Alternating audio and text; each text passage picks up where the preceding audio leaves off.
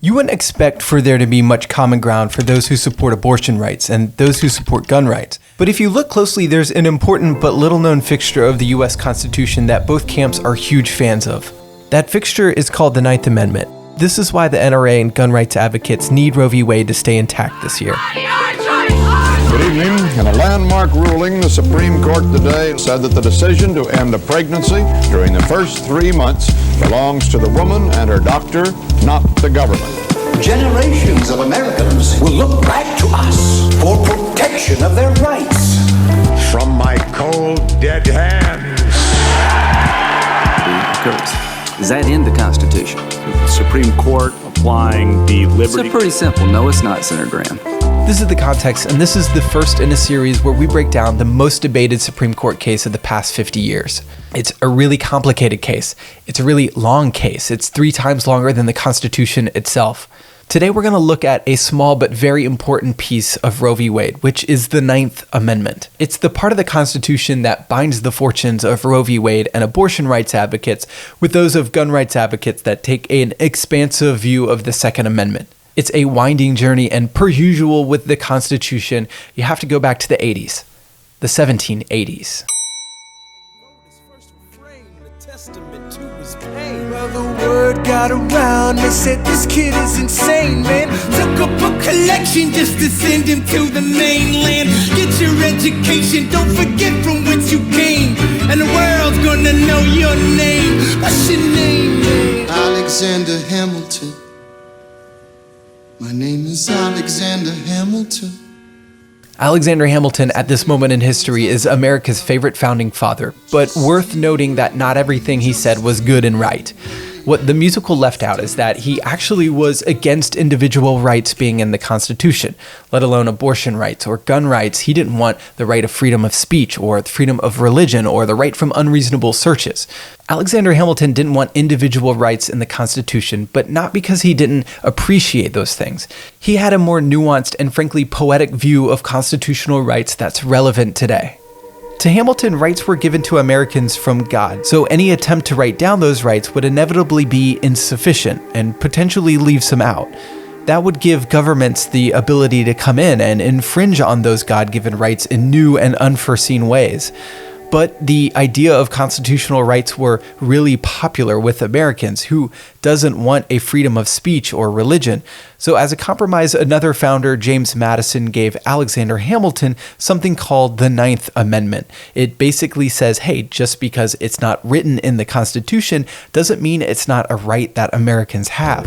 Specifically, it says that the enumeration of certain rights shall not be construed to deny or disparage others retained by the people. So Americans got rights that are written down, like the First Amendment freedom of speech and the Fourth Amendment right against unreasonable searches. They also got rights that weren't written down that might be determined at a later point in time. If I can find the Ninth Amendment here so I don't misquote it. Do you have the Ninth Amendment sitting there? Dig it out for me, will you?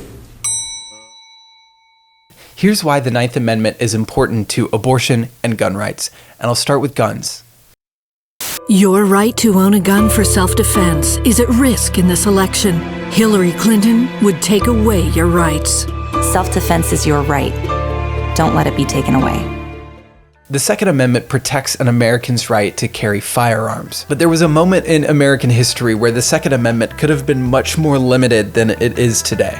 At one point, our Supreme Court suggested that the Second Amendment only protected carrying firearms in service to a state militia. That would have been problematic to modern-day gun rights advocates because not many people are in state militias as a percentage of the total population, and also that interpretation would have been carrying a firearm for other reasons like self-defense, which is the most common reason for carrying a firearm in the United States.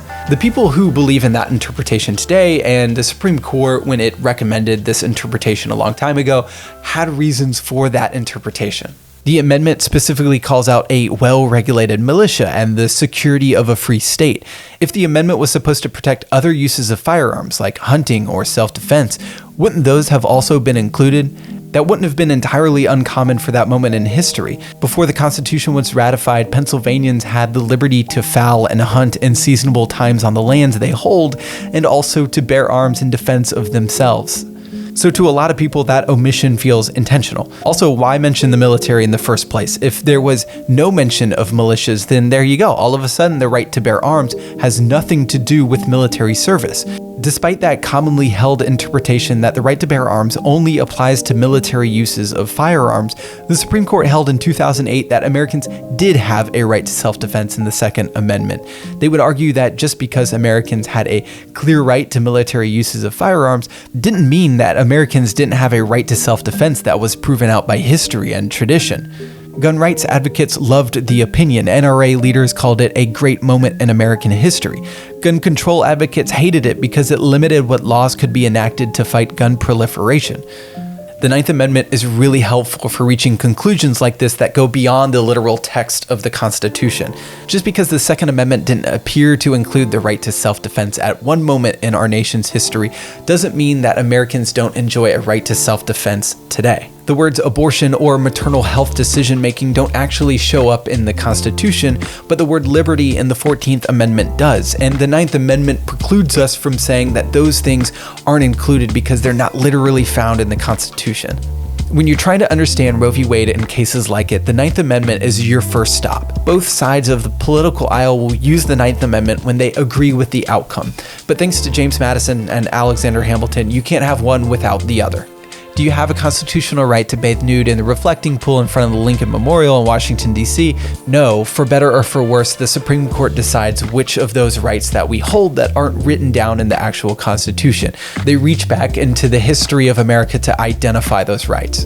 If you found this video informative, subscribe. If you liked it, like. If you think I left out something about the Ninth Amendment, please leave a comment and let me know.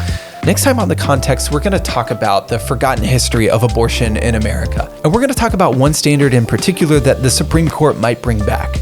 It's thousands of years old, it's weird, it's not scientific, and it might be law in less than a year.